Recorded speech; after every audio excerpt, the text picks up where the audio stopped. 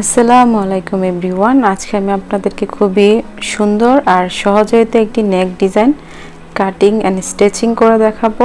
এই নেক ডিজাইনটি আপনারা এক কালার অথবা প্রিন্টের জামার মধ্যে করতে পারেন, খুবই সুন্দর লাগবে।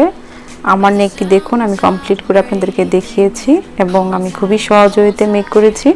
আশা করছি আপনারা দেখলে মেক করতে পারেন, আর যারা মেক না করতে পারেন এই ডিজাইনটি দেখে টেলরকে দেখিয়ে মেক করতে পারেন। তো প্রথমে আমি বক্রমটি কেটে নিচ্ছি। এটা 2 বাজে আছে, চওড়া দিচ্ছি 3 ইঞ্চি আর লম্বা নিচ্ছি 6 ইঞ্চি। প্রথমে আমি একটা স্কেল দিয়ে বক্সের মতো করে মার্ক করে নিচ্ছি, যাতে সুন্দর করে রাউন্ড নেক যে করব তার শেপটা দিতে পারি। আমি শেপ করে নিয়েছি, তারপর এক্সট্রা যে বক্রম সাইড দিয়ে সেটা আমি কেটে নিচ্ছি। আমার চ্যানেলে অসংখ্য designer and cutting stitching video আছে, আপনারা আমার সকল ধরনের ভিডিও দেখতে পারেন। আর আপনি যদি আমার চ্যানেলে নিয়ে হয়ে থাকেন, প্লিজ আমার চ্যানেলটি সাবস্ক্রাইব করবেন আর পাশে থাকা বেল আইকনটি অন করে দিতে পারেন আমার নতুন ভিডিও নোটিফিকেশন পাওয়ার জন্য। তো আমি এটা কেটে এক্সট্রা একটা কাপড়ে লাগিয়ে নিয়েছি। দেন এখন আমি গলাটার সাথে লাগিয়ে নিচ্ছি। আমি বেসিক্যালি আজকে গলাটা করে দেখাচ্ছি না, মেইন হলো আমার ডিজাইনটা আপনাদেরকে দেখানো। আমি এভাবে অনেকগুলো নেক ডিজাইনের কাটিং করে দেখিয়েছি। আশা করছি আজকের এটা দেখেও আপনারা বুঝতে পেরেছেন কীভাবে আমি লাগিয়েছি।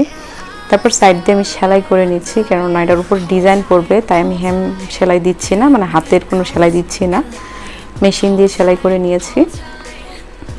আমি যে ডিজাইন করেছি সেই ডিজাইনের জন্য দেখুন কতটুকু 3 ইঞ্চি চওড়া আর লম্বা নিচ্ছে অনেকটুকু,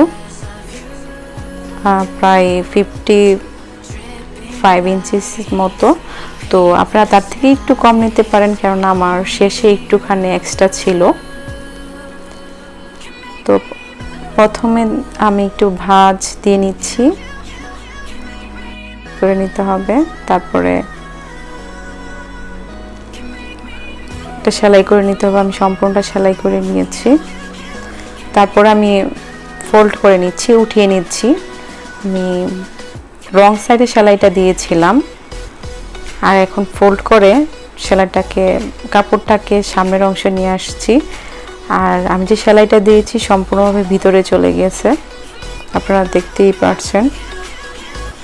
এখন আমি যে সেলাইটা দিয়েছি সেটা আমি মিডলে নিয়ে আসতেছি সেলাইটা, আপনারা একটু খেয়াল করে দেখবেন।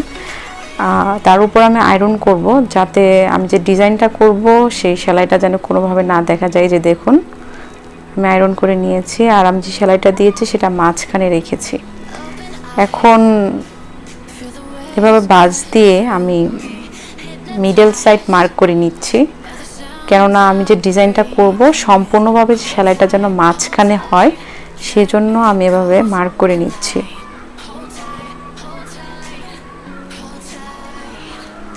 তো এভাবে সম্পূর্ণটা আমি হালকা করে মার্ক করে নিচ্ছি। আমার মার্ক করা হয়ে গিয়েছে। আমার যে সেলাইটা সেটা কিন্তু ভিতরের অংশ থাকবে, ঠিক আছে, আর উপরের অংশ একদম ঠিক থাকবে, যাতে কোনোভাবে কোনো সেলাই দেখে না। আমি যেভাবে ভাঁজ দিচ্ছি এভাবে করে সেলাই করে নিতে হবে। যে দেখুন প্রথমে একটি ভাঁজ দিয়ে ভিতরে, তারপর এভাবে আমি আপনাদেরকে এই যে সেলাই করে দেখাচ্ছি, একটু খেয়াল করে দেখবেন।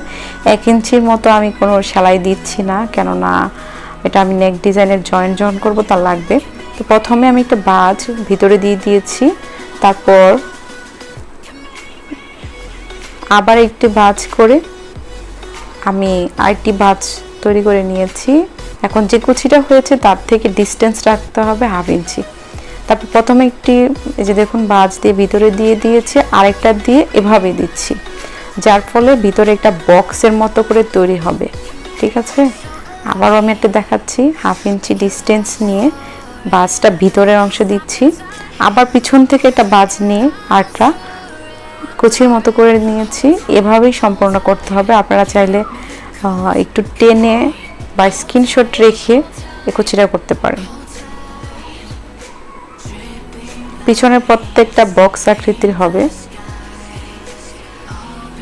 যে দেখুন প্রথমে একটি ভাঁজ দিয়ে ভিতরে থাকবে, তারপর আরেকটি ভাঁজ দিয়ে এভাবে করতে হবে। আমার সম্পূর্ণ ডিজাইনটি আমি তৈরি করে নিয়েছি। যে দেখুন আপনাদেরকে দেখাচ্ছি, উপরে কিন্তু বক্স আকৃতির মতো আছে।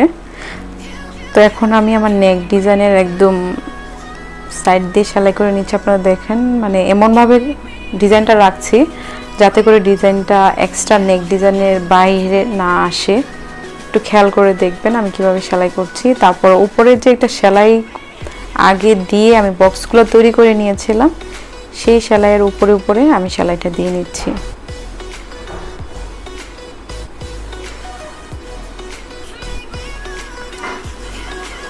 এভাবে আমি সম্পূর্ণ তৈরি করে নিচ্ছি। এক্সট্রা একটু কাপড় ছিল সেটা আমি কেটে নিয়েছি, আমি লাগিয়ে নিয়েছি। তারপর এখন এর উপর পুঁতি অ্যাডজাস্ট করব। কিভাবে অ্যাডজাস্ট করছি আপনারা একটু দেখেন।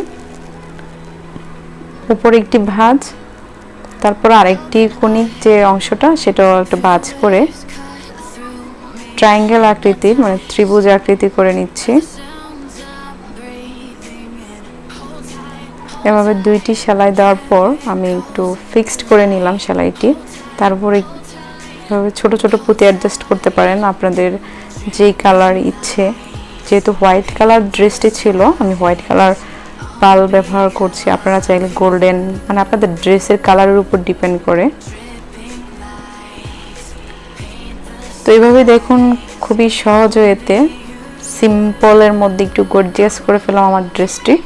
আশা করছি আমার কাটিং স্টিচিং আপনাদের কাছে ভালো লেগেছে। আমার ভিডিও ভালো লাগলে লাইক, কমেন্টস অ্যান্ড শেয়ার করতে পারেন। আর যারা এরকম ভিডিও দেখতে পছন্দ করে বা কাটিং স্টিচিং পারে, প্লিজ তাদের কাছে শেয়ার করে দিবেন। তো আজ এই পর্যন্তই, সবাই ভালো থাকবেন।